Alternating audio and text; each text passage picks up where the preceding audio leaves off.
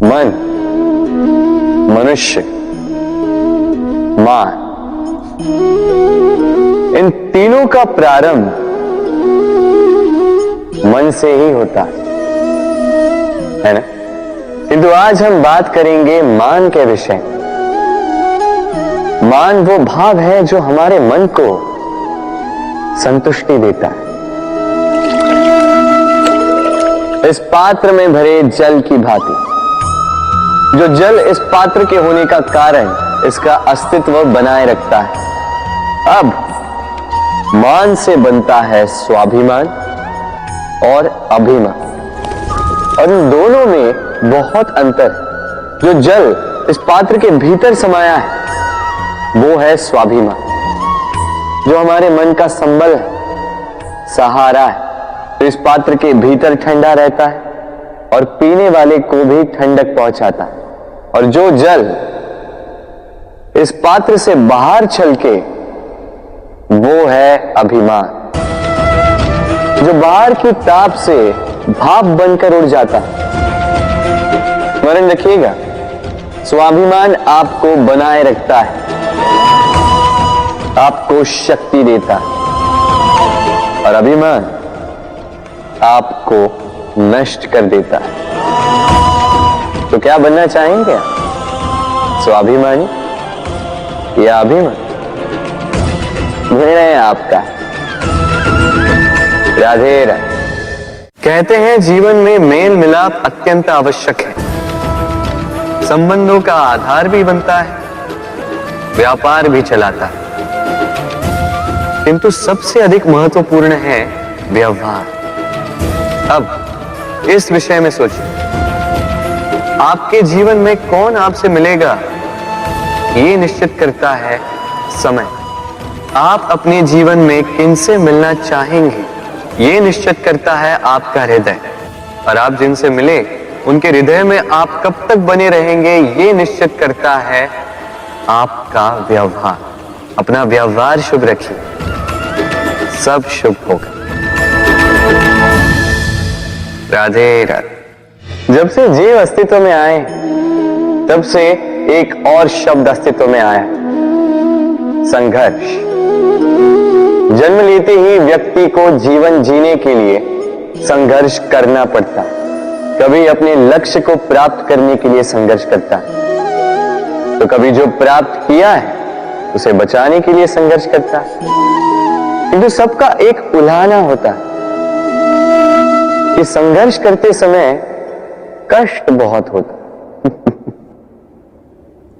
अब योद्धा है तो प्रहार तो सहने पड़ेंगे। तैरना सीखना है तो जल में प्रवेश करना होगा ही। उन्हीं के पाव में छाले पड़ते हैं जो नित चलते हैं, और जो चलते हैं वो अपने लक्ष्य तक अवश्य पहुंचते हैं। इसलिए स्मरण रखिएगा, जीवन तभी तक है जब तक कर्म करोगे।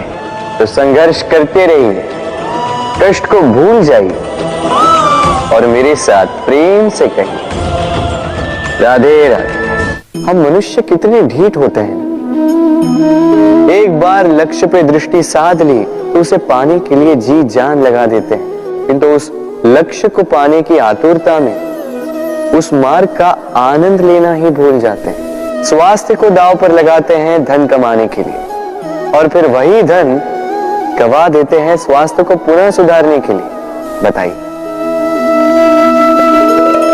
देखिए, चाह बुरी बात नहीं है, किंतु चाह को पूर्ण करने की चाह में उस मार्ग का आनंद लेना भूल जाना, ये तो मूर्खता।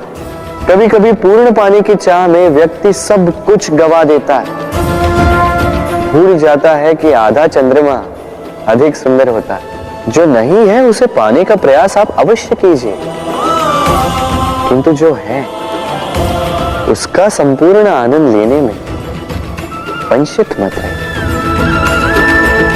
राधे राधे। जीवन में कुछ भी पाना हो तो सोच और कर्म बड़े आवश्यक होते हैं, किंतु क्या केवल सोच से या क्या केवल कर्म करने से आपको सफलता प्राप्त होती है? नहीं। कुछ लोग सोचते रह जाते हैं, कर्म नहीं कर पाते और इसी कारण से उन्हें सफलता प्राप्त नहीं होती।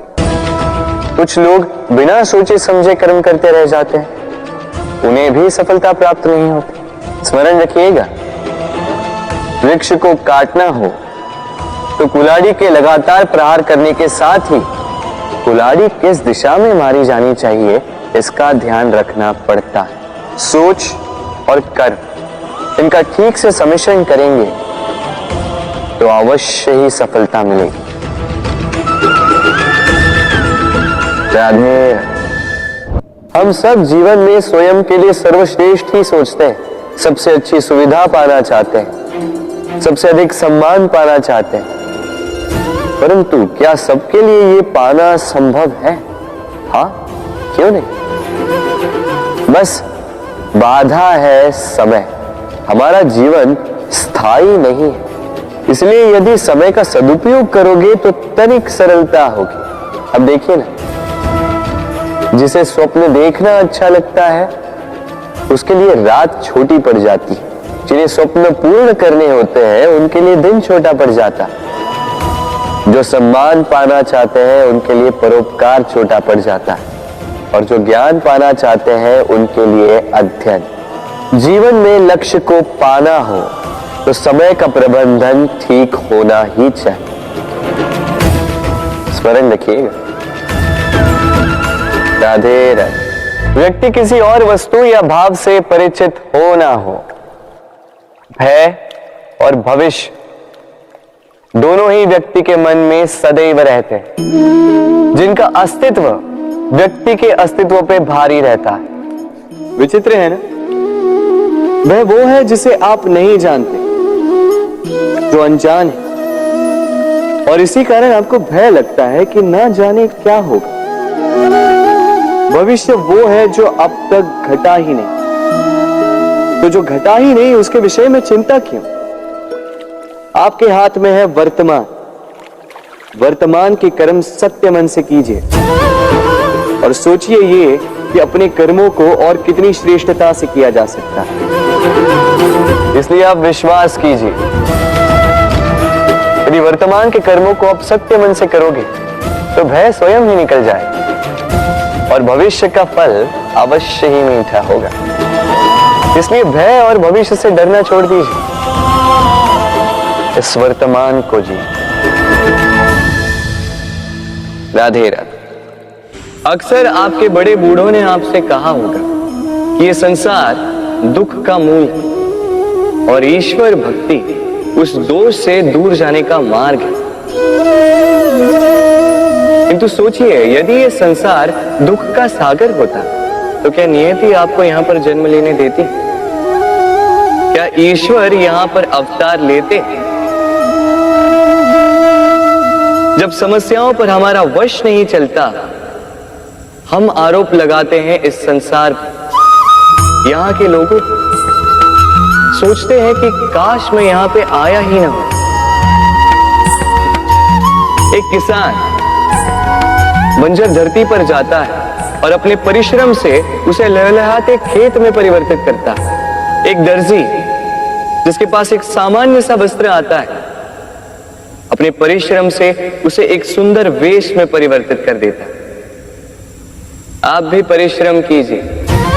यह महत्वपूर्ण नहीं है कि आप किस संसार में आए, यह महत्वपूर्ण नहीं है कि आप यहां कैसे आए।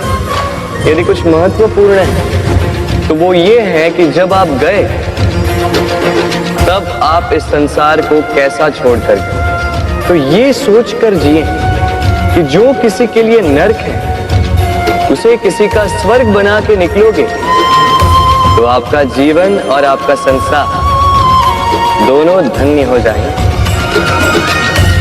राधे राधे। संसार के सारे संबंध जन्म के साथ ही प्राप्त होते हैं सिवाय मित्रता की।